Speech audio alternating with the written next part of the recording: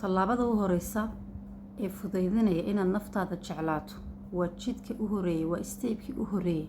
waxa weeyaan horta inaad naftaada xisaabiso. nafta inaad xisaabiso. goormaad nafta la xisaabin karaa? nafta waxaad xisaabin kartaa markaad dadka ku dhex jirto? may. marka dadka aad ku dhex jirto ma xisaabin kartid.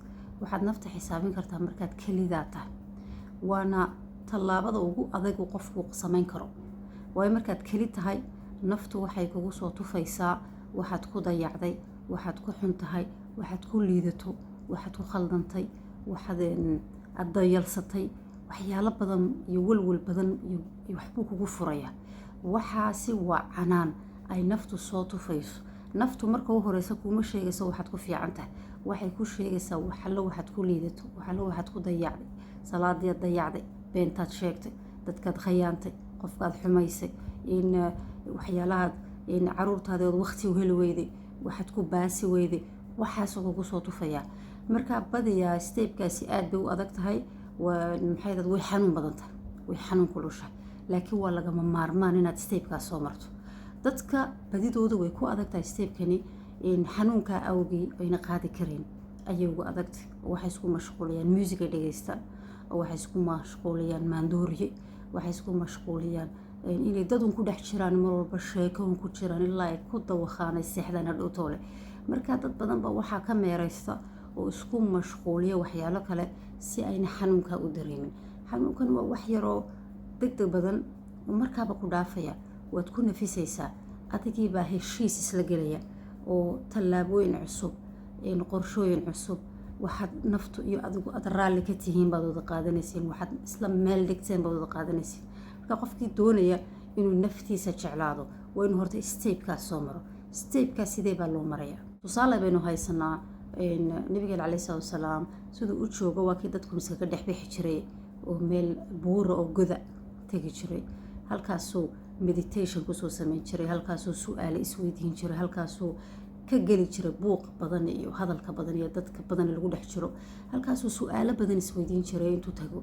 marka adigu de waxaad samayn kartaa steebka hore waxa weeyaan haddaad doonaysa naftaada inaad la sheekaysato, naftaada inaad biiloon ku samayso, naftaada inaad xisaab la gasho, waa inaad bulshada iskaga yar dhexbaxdo, waa inaad aqalka iskaga yar dhexbaxdo, waa inaad kafeteriyaga iskaga yar dhexbaxdo, waa inaad raadsato meel aad keli ku tahay oo naftu ay kugu warami karto oo ay kuu sheegi karto wixii iminka aan soo tiriyey. maxaan dayacay? maxaan nafteeda ku dayacay? maxaan xumeeyey? maxaan dhayalsaday? maxaan ka tegay? salaadihii ma ka soo baxaa? soonkii ma soomaa? ilaahay ma ka baqaa? awlaadeyda waqti ma siiyaa? xaaskayga ma u fiicanahay? nafteeda ma u fiicanahay? zawjkayga ma u fiicanahay? su-aalo badan baad isweydiin kartaa. adoon isweydiinba waxaasoo dhan naftu ayadaaba kugu soo tufaysa. marka inaad dhegaysato naftaada ood buugi qalin wax ku qorato oo hadba waxaad ka jawaabi kartaad ka jawaabto, hadba waxaad excuse u heli karto oo herto, hadba waxaad isleedahay waxaan waan u baahanahay, waxaan uma baahni aad kala sifayso ood naftaada ka dhaadhicisoo tiraahdo walle waxaan inooma fiicna, anigana ima fiicna. adigana dee naftani waa ruuxdii kugu jirta. nafsi maxaa la idhahdaa? nafsi waxa weeyaan jirkan kugu yaala iyo ruuxdii ku jirta yaa naf la idhahdaa. marka waxa weeyaan waa heshiis isla gasheen oo aad tallaabo cusub la qaado ah wixii aan ku xumaana waan ka tagayaa, waxaan ku fiicanahayna waan ku wadayaa, wixii nafteeda horumar gaarsiinayana waan ku dadaalayaa. tallaabooyinku way isku xigaan, laakiin sidee nafteeda u jeclaan karaa hadday su-aashu tahay? horta waa inaad steebkan ka bilowdo, waa inaad naftaada waraysato, waa inaad heshiis naftaada la gasho.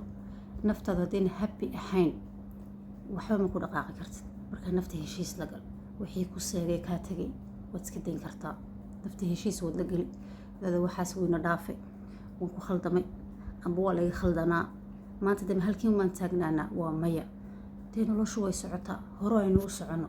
nafta waa la dhiirigeliyaa, waa la sasabaa, waayo ayadaa kula shaqaynaysa naftani. marka sidee nafteeda u jeclaadaa? dee tallaabadan baa horta u horeysee ba horta mee fariiso, naftaada dhegayso, waxay kugu canaananaysa eeg, ma saxba, ma khaladba, ma maaquulba, toloma shaydaanka ii sheekeenaya, toloma wuxuu jirkaygu diiday iyo nafteedu diiday baa ii waramaysa. waa inaad kala saari karto aqliguna shaqeeyo. naftaada haddaad doonaysa inaad jeclaato, horta steebkan tallaabadan horta qaado, iswarayso. waxa kaa tegay oo dhan meel ku qor. waxay nafta kugu canaananaysa meel ku qor. waxaad ku fiican tahay kuu sheegaysa meel ku qoro. waxaad ku xun tahay meel ku qoro. waxaad ku liidata meel ku qoro. waxaad ku madaragtay aanad garanayn ood u baahan tahay inaad barato meel ku qoro. hadhow kala tirtir, kala kalaasee, meelba wax dhig. waxaan waan ku wanaagsana waan ku wadayaa, waxaan waan ku xumo waan ka tegayaa, waxaan dhayalsiga yaa igu badanayo waan ka tegayaa, waxaan waqtigayga lumayo waan ka tegayaa. wax kala filtree, wax kala nidaami, wax kala sax, wax kala sifee. tallaabadaaba horta ugu horeysa haddaad doonaysa naftaada inaad jeclaato, inaad horta ogaato adiga iyo naftaadu level ma wada socotaan, isku state ma wada socotaan. tallaabadaad qaadayso ma isleeyihiin, war ma isku haysaa. horta dad badan baan war isku hayn oo iska nool oo waxba ogeyn. war ma isku haysaa mise war moog baa tahay. marka haddaad doonaysa inaad naftaada jeclaato, horta bal nafta warayso. ilaa aad heshiis gashaan waxyaalaad qabsan karaysaaba iska yar. intaa markaad ka soo baxda wax walba clear ku noqdaan ood ogaato maanta halka aad taagantahay. waxaa waan garanaya waxaana ma garanaya aad leedahay. markaasaad naftaada ku kalsoonaan kartaa. hadday aqoon kaa maqan tahayna aqoontii baad geli. haddaad wax fariid ku tahayna fariidnimadaadii baad ku wadan. haddaad wax ku liidatana waad hagaajin. haddaad wax ku xun tahayna waad isa sixi. haddaanad waxba garanayna ceeb maaha, laakiin jabadaha faraha kula jira meeshado waxbaad baran. marka ilaa aad naftaada la soo heshayso ood raali wada noqotaan oo maxaad walwalku aad ka bao oo inaad dhagalaadahay iyo indhalaadahay aad ka baxdo, ilaa intaa gaadho naftan saad ku jeclaanaysaa way yaraanaysaa. nafta waxaa lagu jeclaadaa waxaad ku fiicanta. nafta waxaad ku jeclaanaysaa waxay horumar aad ku gaadhayso. nafta waxaad ku jeclaanaysaa waxaad ku qurux badanta. laakiin adigu khalkhal ku jira oon ogeynba hadkaa socoto, waa sida diyaarad kacday oo kale. diyaaraddu ilaa ay gaadho meeshii ay stable ku noqonaysa saasay u gargariirtaa wad aragta. dee gargariirka iyo boodboodun baad ku jiray ilaa aanad ogeyn adiga iyo naftaadu inaad isku level socotaan, isku stable. tallaabadaad qaadayso in ku leeg inaad socoto. qofku tallaabadu qaadayo ilaa goormu soconaya waa markuu is ogaya wuxuu awoodo iyo wuxuuna awoodin. marka haddaad doonaysid naftaada inaad jeclaato, ha ka cabsoone. keligaa nafta la ahow mararka qaarkoodu isxisaabi. marka keli leeyahay naftu way kugu soo tufaysaa. waxaad ku xun tahay, waxaad ku liidato, saakadan salaadii haddaanad si fiican khushuuca ugu tuman way kuu sheegaysaa. marka badiyaa naftaada keli la noqo. mararka qaarkood ku dadaal inaad isdhegaysato. marka keliyeed isdhegaysan karto oo marka dadka in yarka yar dhex baxdo. qolal badan baad haysataa guriga, marmarka soo yarbax saaloonka fadhiga meesha la fadhiyo la wada sheekeysanayo, qolkaa iska yartag, isdhegayso. maanta ma fiicnaa, maanta maxaan ku khaldamay, waalidkii goormay ku dambaysoon la hadlo. maha 2 iyo 3 baan leeyahay, 5 iyo 6 baan leeyahay, mid kastaba ma siiya xaqiisa. goorma igu dambaysay ilmahayga 3 iyo ilmahayga 4 aan la sheekaysto. iskuulkiisa macallimiinta ma u tagaa. yacni iswarayso. waxaasoo kale marka aad jawaab fiican ka hesho, naftu proud bay noqonaysaa. naftu way kugu farxaysaa. markaasaad nafta sii jeclaanaysaa.